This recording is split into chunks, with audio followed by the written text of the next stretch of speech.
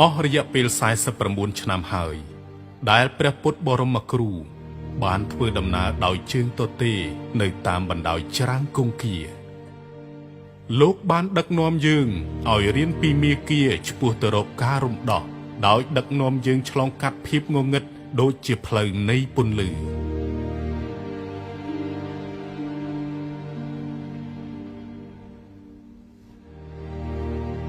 ព្រះពុទ្ធបានប្រសូតជាព្រះអង្គម្ចាស់នៃត្រកូលសក្យៈហើយត្រូវបានគេដាក់ឈ្មោះថាសិទ្ធត្ថ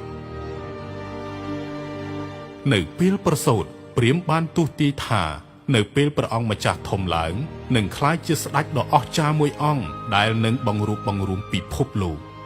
ក្នុងនាមជាអ្នកគ្រប់គ្រងនាពេលអនាគតនៃសក្យត្រកូលព្រះអង្គម្ចាស់សិទ្ធត្ថបានរស់នៅក្នុងជីវិតដ៏ប្រណិតនៃការលួងលោមនិងភាពរីករាយនៅក្នុងព្រះរាជវាំងទោះយ៉ាងណាក្នុងការស្វែងរកមាគ៌ានៃការរំដោះដើម្បីសង្គ្រោះសត្វមានជីវិតទាំងអស់ពីវដ្តនៃកំណើតនិងមរណភាពព្រះសិទ្ធត្ថបានចាក់ចេញពីវិមានដោយគង់លើខ្នងសេះទ្រង់បានមកដល់ព្រៃមួយនៅជើងភ្នំដែលមានព្រិលហើយនៅទីនោះព្រះអង្គបានធ្វើបដិបត្តិតាមតាបោះឥសីអស់រយៈពេល6ឆ្នាំហើយដែលព្រះសម្មាសម្ពុទ្ធបានស៊ូទ្រាំគ្រប់បែបយ៉ាងនៃការអនុវត្តខាងសាសនាព្រាហ្មណ៍រហូតដល់ព្រះអង្គបានដឹងថា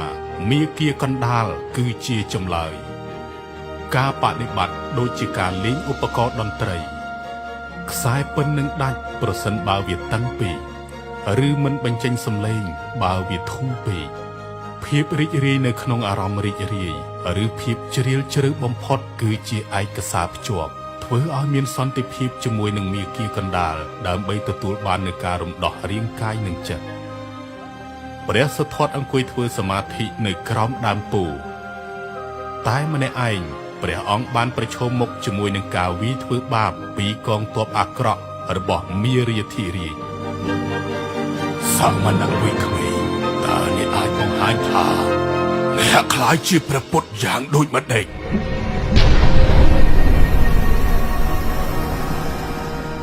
ផែនដីគឺជាសាក្សីរបស់យើង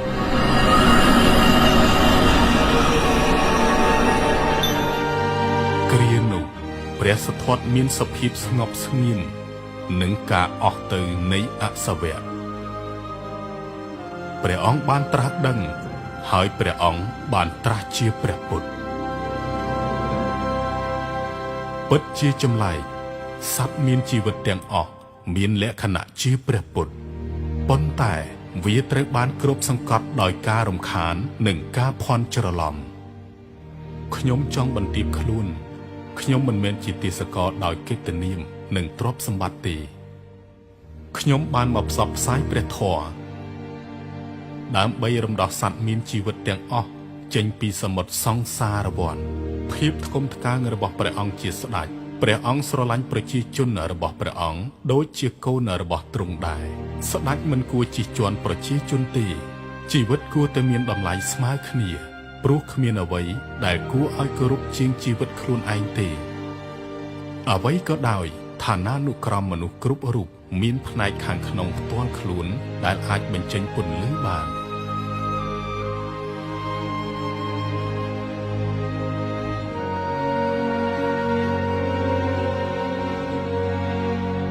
ព្រះពុទ្ធសូមអនុញ្ញាតឲ្យទូលបង្គំចេញ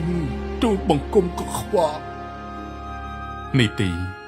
យើងមិនគួរណាមើលងាយខ្លួនឯងទេមនុស្សម្នាក់មិនត្រូវបានសម្គាល់ដោយកំណើតរបស់មនុស្សម្នាក់ទេ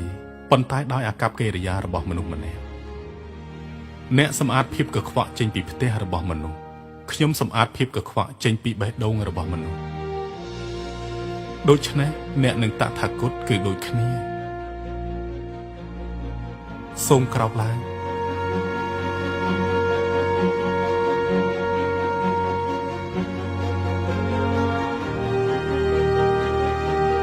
រិហុលតើទឹកនៅក្នុងធុងនេះអាចផឹកបានទេមិនបានទេរិហុល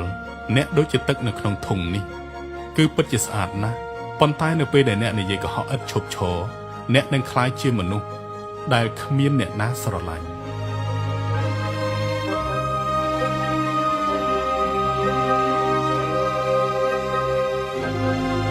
អនុរុទ្ធចាំតថាគតដេឲ្យទាំងពួកសិស្សក៏មិនមែនជាមនុស្សដែលធ្លាប់មានអារម្មណ៍មិនធ្លាប់បានចាត់ទុកជាខ្ញុំដែរតថាគតក៏ជាសមាជិកនៃព្រះសង្ឃ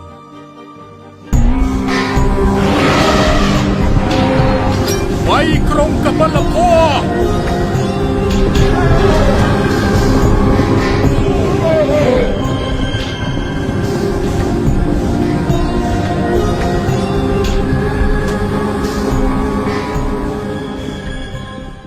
ព្រះអង្គសមណៈហេតុអីក៏ព្រះអង្គអង្គុយនៅក្រោមដើមឈើដែលងាប់ហើយត្រូវនឹងព្រះអាទិត្យបែបនេះសូមចូលទៅក្នុងមលុបទៅជំរកនៃត្រកូលរបស់អ្នកផ្ទាល់គឺមានមលុបល្អជាងដើមឈើណាទាំងអស់ភាពថ្កុំថ្កើងរបស់អ្នកតើអ្នកមិនអាចដឹងទេឬ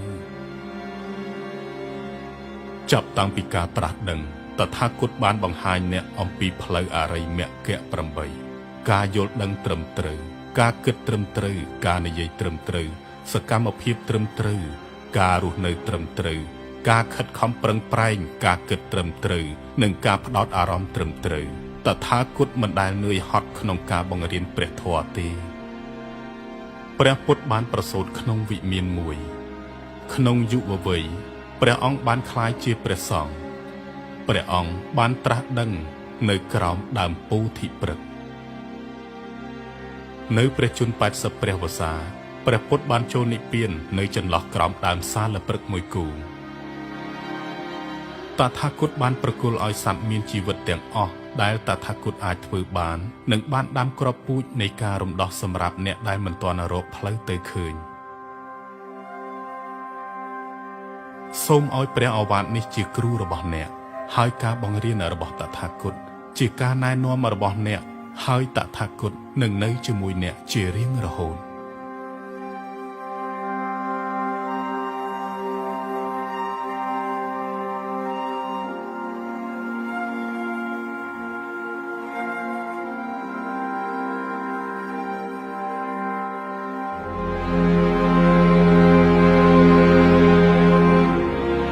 បន្ទាប់ពីព្រះពុទ្ធបានចូលនិព្វានការបង្រៀនរបស់ព្រះអង្គបានរីករាលដាលពីប្រទេសឥណ្ឌា